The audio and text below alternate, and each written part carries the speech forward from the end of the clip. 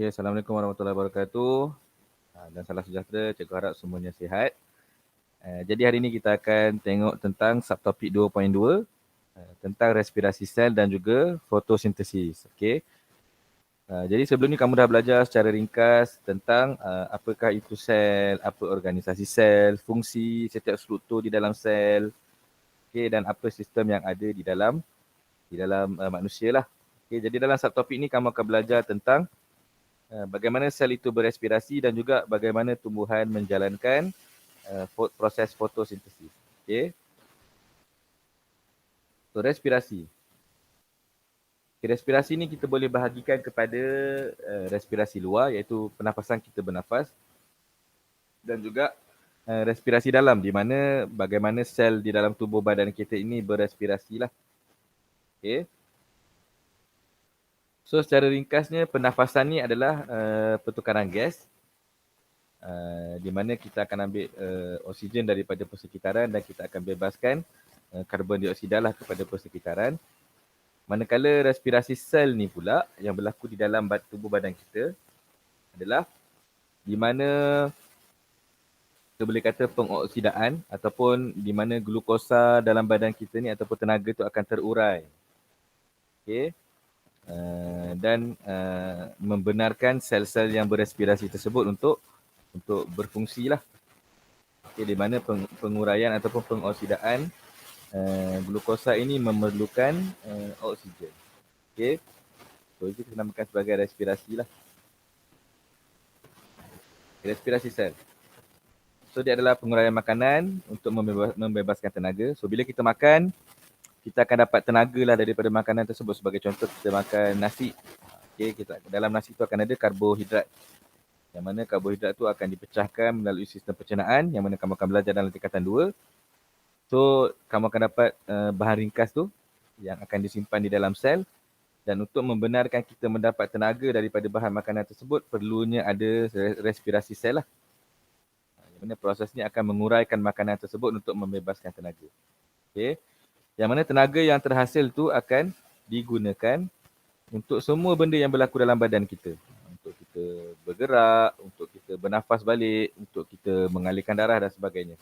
Okay, dalam sistem-sistem yang kamu dah belajar dalam subtopik sebelum ni lah, semua memerlukan tenaga. Okay.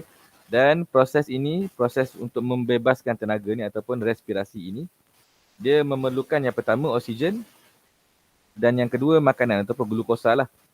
Yang mana penguraian ini akan menghasilkan tenaga untuk kegunaan dalam badan, karbon dioksida dan juga air akan dibebaskan kembali. Okay. So ni adalah dia punya inilah glukosa.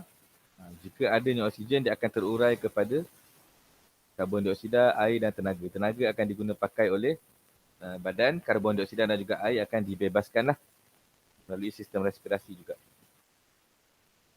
Okay, dalam tumbuhan akan berlaku satu proses kita namakan fotosintesis. Okay.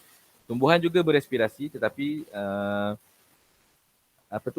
specialnya tumbuhan ni disebabkan ada kloroplas, dia boleh menjalankan proses fotosintesis. Manusia tak boleh.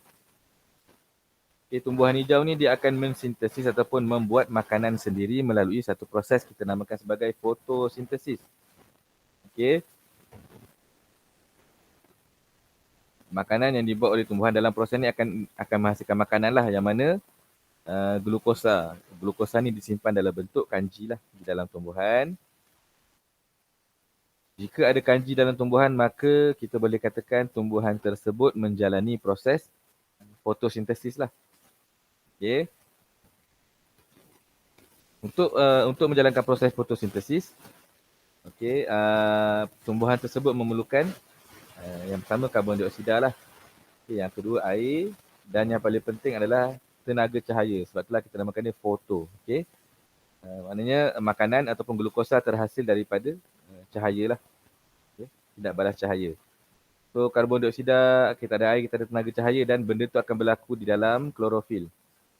Okay, so dalam persamaan ni kamu akan dapat nampak bila ada gabungan kesemua bahan ni, kita akan menghasilkan glukosa ataupun makanan lah kita sebut kepada tumbuhan tersebut dan juga oksigen untuk manusia ataupun hidupan lain lah. Yang mana glukosa inilah yang akan disimpan di dalam tumbuhan dalam bentuk kanji. Okay. Okay, boleh faham? Simple kan proses fotosintesis. Kalau respirasi manusia tadi, kita memerlukan oksigen dan kita akan menghasilkan ataupun membuang karbon dioksida lah. Tetapi di dalam proses fotosintesis, tumbuhan menggunakan karbon dioksida dan akan membebaskan oksigen di samping menghasilkan makanannya sendiri yang dalam bentuk glukosa lah. Okay. So apa perbezaan di antara kedua-dua proses ini? Okay. Yang pertama, respirasi berlaku dalam mitokondria. Sebab dia menghasilkan tenaga, kalau kamu ingat lagi, struktur yang menghasilkan tenaga adalah mitokondria lah. So dalam tu akan berlaku respirasi sel. Fotosintesis berlaku dalam kloroplast. Respirasi sel dia akan membebaskan tenaga, fotosintesis menyerap tenaga. Okay. Kalau respirasi menggunakan tenaga kimia dalam makanan, manakala fotosintesis menggunakan tenaga cahaya matahari. Okay, respirasi berlaku dalam manusia, haiwan dan juga tumbuhan serta mikroorganisma lah, tetapi fotosintesis hanya berlaku dalam tumbuhan dan mikroorganisma, tidak berlaku dalam manusia. Okay, dalam respirasi sel kita akan menguraikan ataupun memecahkan glukosa, tapi dalam fotosintesis kita akan menghasilkan glukosa. Okay, respirasi menggunakan oksigen, fotosintesis menggunakan karbon dioksida. Respirasi akan sentiasa berlaku selagi mana organisma tersebut hidup dan mempunyai bekalan tenaga bekalan oksigen, manakala fotosintesis hanya berlaku ketika ada cahaya. So pada waktu malam, ketiadaan cahaya, fotosintesis tak akan berlaku. Okey. Dan kedua-dua proses ni sebenarnya dia saling melengkapi lah. Okey. Dan dia akan membantu menyeimbangkan jumlah gas ataupun proportion gas di dalam atmosfera lah. Okay. So, manusia menghasilkan karbon dioksida, di mana karbon dioksida itu akan digunakan oleh tumbuhan hijau untuk menjalankan proses fotosintesis yang menghasilkan oksigen. Lepas manusia guna balik. So itu adalah kitar yang akan berlaku lah. So sebab itulah bila tumbuhan makin kurang, maka kawasan tersebut ataupun organisma susah nak hidup lah. Kerana kekurangan oksigen. Okay.